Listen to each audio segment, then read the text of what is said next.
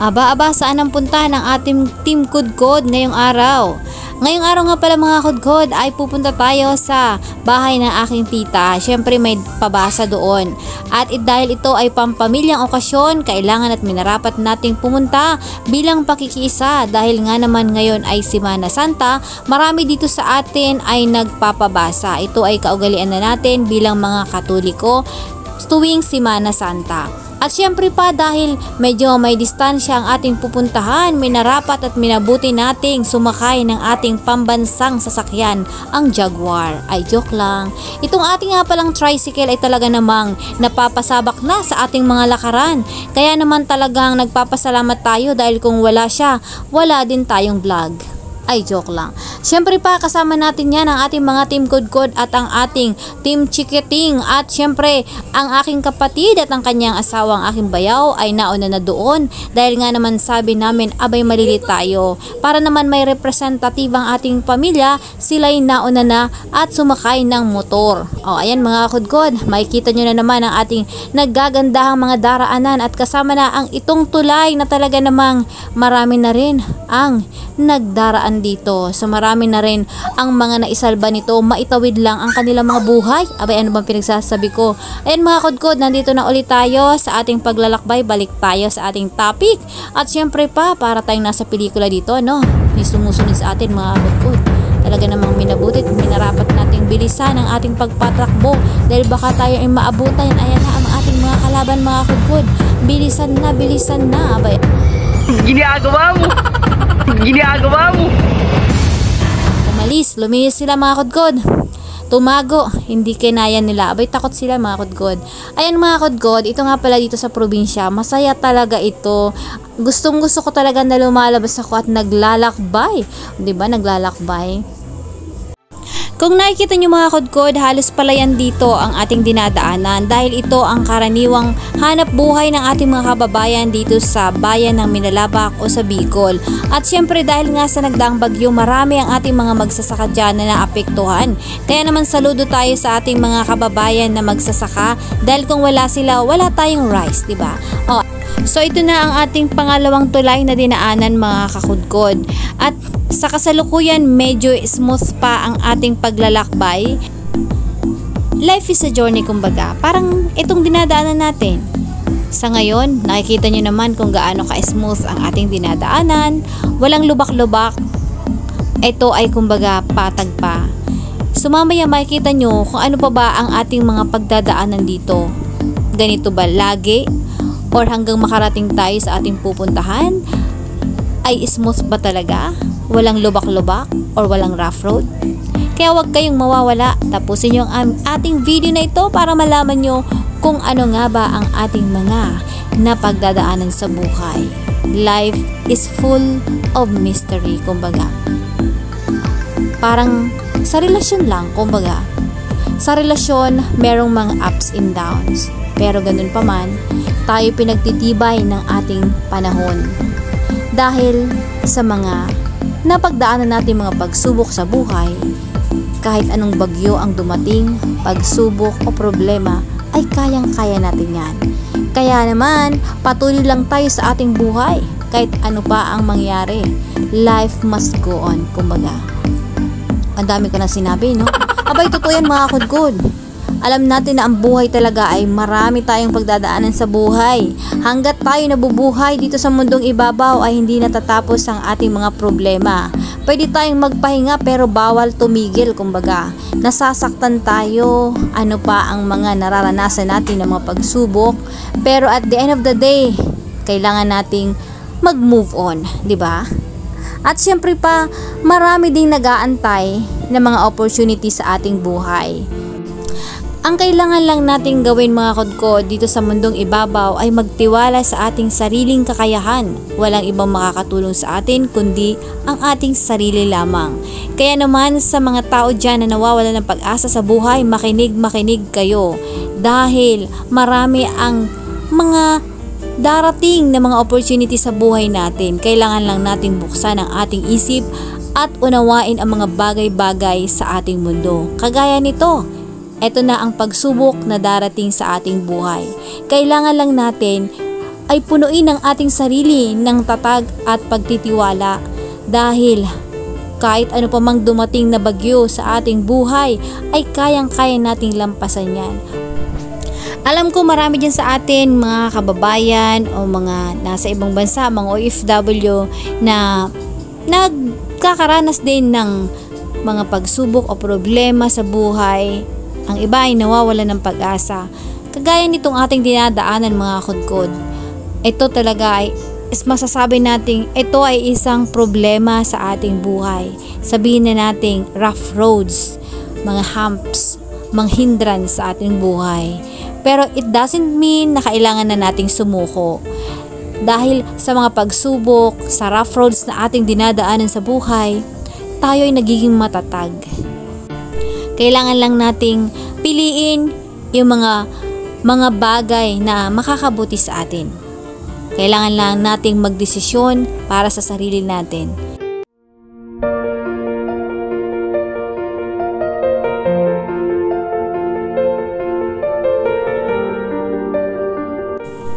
Yung makita mo yung kapaligiran na ganito, kahit alam mong dumadaan ka sa mga rough roads o mga trials sa buhay, ano nang pipiliin mo mga kudkod? Yung diyan ka na lang sa isang rough road o ma-appreciate mo yung kapaligiran? Kagaya ng ating dinadaanan, kung napapansin nyo, nandito tayo sa rough roads, pero kung makikita nyo, yung magkabilaan, left and right, ang ganda. Nakikita mo yung mga green. Well, anyway, kanya-kanya lang naman tayong mga expectations sa buhay. Yun lang naman ang aking nais iparating. Iba-iba yung expectations natin, magkaiba tayo ng mga pananaw sa buhay, at kung ano-ano man yung mga pangarap sa buhay. Pero ang labanan kasi ngayon sa mundong ibabaw ay yung pagiging masaya. Kung masaya ka, panalo ka. Kahit gaano man karami yung nasa sa iyo, lahat ng mga kayamanan, powers, if you're not happy, you are still a loser. Kaya naman, this vlog, ipinapakita ko sa inyo lang yung rough roads na ito. This is just an example ng ating buhay na dinadaanan. So maaaring dumadaan tayo minsan sa mga pagsubok, kaya rough road. Meron naman tayong dinadaanan na patag, and that is yung buhay natin ay maaliwalas, comfortable life, kumbaga. Pero hindi naman ibig sabihin 100% perfecto ang buhay natin sa mundong ibabaw. So yung labanan natin ngayon ay gaano ba tayo magiging masaya? Iba-iba naman talaga ang ating mga pananaw sa buhay. Iba-iba ang ating mga prinsipyo sa buhay. But still, isa lang naman ang patutunguhan natin. Yung life cycle ng buhay natin para pareho. Tayo ay nabubuhay, tayo ay isisilang, tayo ay mamamatay. That's it. So iba lang naman ang ating tinatahak na kung tayo paano nabubuhay dito sa mundong ibabaw. Para sa akin, ang kailangan lang nating alamin dito sa mundong ibabaw kung ano talaga ang ating purpose. Kasi alam ko at naniniwala ako na ang bawat isa sa atin ay may kanya-kanyang purpose dito sa mundong ibabaw. Kailangan lang nating matagpuan yon. At kapag natagpuan na natin yon, doon tayo'y nagiging masaya. So you have to find yourself, what is your purpose in this world. Basic lang naman talaga ang life, mga kudkod. Basic lang. Kaya lang naman ay nagiging tayong hindi magiging masaya ang buhay natin when we are expecting so much. At alam natin sa kasalukuyan, lalo ng ating mga millennials, ay talaga namang nakadepende na sa mga social media. Ang dami nang talagang nakaapekto or naka-impluwensya sa atin. Dahil sa panahon ngayon ay napaka-modern na talaga. So, ang dami ng technology. So, that is the reason why we are expecting so much. Gusto natin laging instant at minsan ay nawawalan na tayo ng pasensya. Hindi kagaya nung unang mga panahon. Kaya gustong-gusto ko talaga na lumalabas or pumupunta sa mga lugar na talaga namang malayo sa city. Kasi I really miss my childhood life. Kasi during my childhood, ang dami kong naranasan which is really different from today. Kasi kahit ngayon tanungin mo yung mga bata, yung mga pamangkin ko, ay hindi nila alam yung mga talagang typical na laro noon, yung mga ginagawa noon ng mga bata. They are really depending now on their gadgets. Marami na talaga ngayon nakatutok sa gadgets, ibang-iba na talaga. So, tendency is they don't really appreciate yung mga struggles na mga kababayan natin, lalo na yung mga nandito sa mga probinsya, on how they're really struggling, lalo na sa mga magsasaka. Kaya naman, I think that is the reason kung bakit talagang so much expectation na talaga yung ating mga kabataan. Yung basic ng life nawawala na.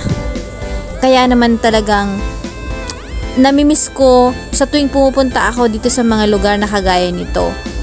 Nakakalungkot lang kasi unti-unti nang nawawala yung mga tradisyon natin, lalo na yung mga unang panahon.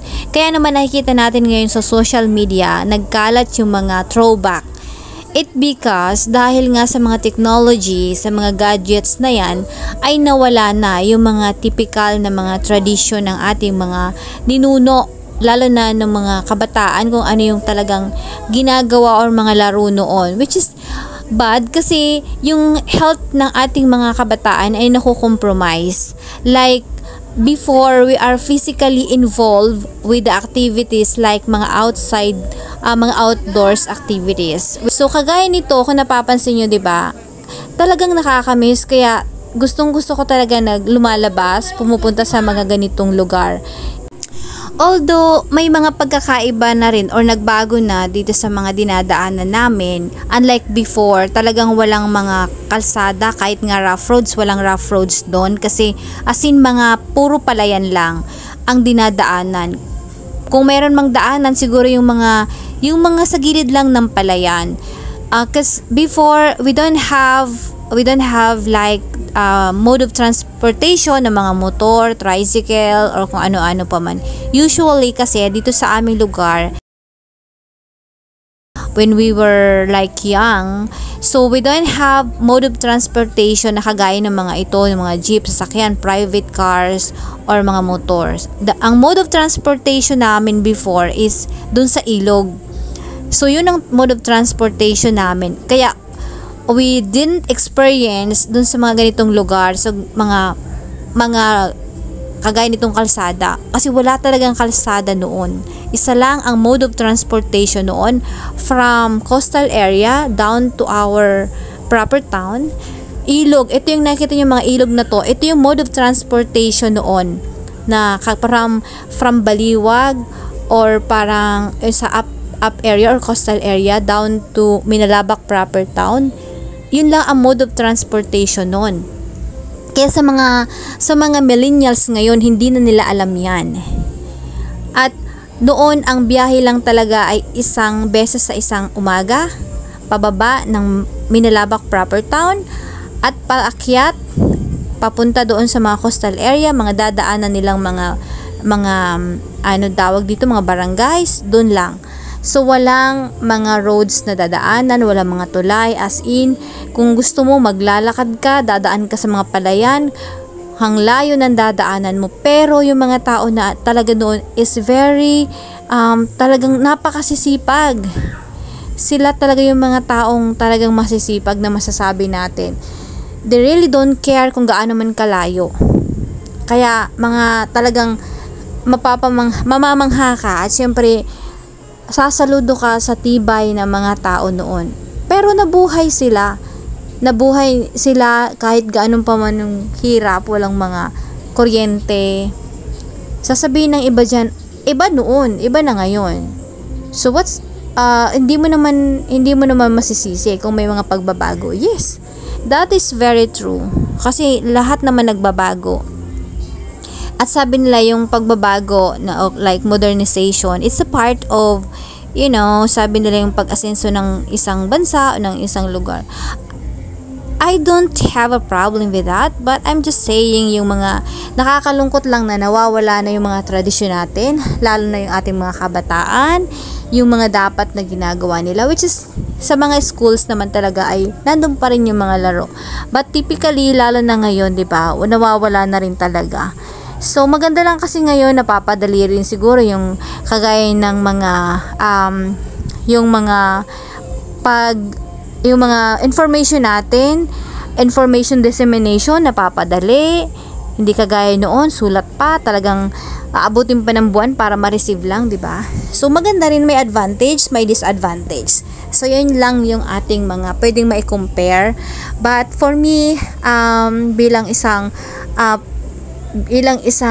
simple at ordinaryong mamamayan, ay na-share ko lang yung mga experiences at yung mga pagkakaiba noon at ngayon, which is hindi ko talaga yon makakalimutan, at habang buhay natin yon sa buhay natin na talagang dadalhin natin, because it's part na ng ating buhay ang nakaraan as a childhood, yung mga ganon, yung sinasabi natin mga nostalgic memories yun. So at ito ang Baliwag. So nakarating na tayo dito sa bayan ng Baliwag. So meron yung Baliwag Nuevo, Baliwag Viejo. Malapit na to mga kudgod. So konti na lang kembot, nandun na tayo.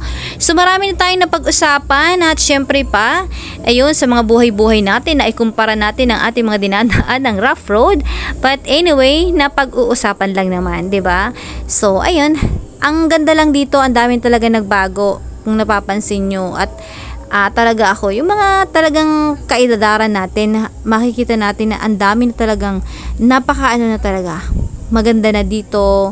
So unang-una yung kalsada, I can still remember when I was like elementary, talagang ito ay parang tataniman na ng palay ang kalsada dito. Puro jeepney may jeep naman dito noon. Saraw pa nga ang tawag, yung sikat noon, Saraw. Pero ang hirap lang kasi rough road, talagang maputik pag umuulan. So nagpapaa kami guys dati, walang kuryente. So talagang napaka basic lang. Ang life noon ay talagang super basic talaga. So malapit-lapit na tayo dito sa bahay ng ating tita. So dito kasi nakatira dati yung aking lola sa mother side ko. So ito yung lugar ng mother side ko.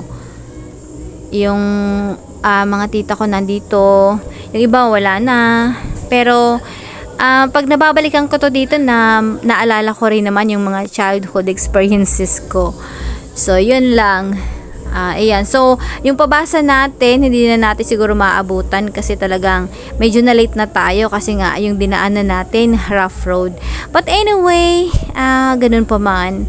Ayan, na at least napakita ko sa inyo at na-experience kong dumaan doon sa bandang yun, kasi matagal na rin or never pa akong dumaan ata doon. So it's my first time talaga.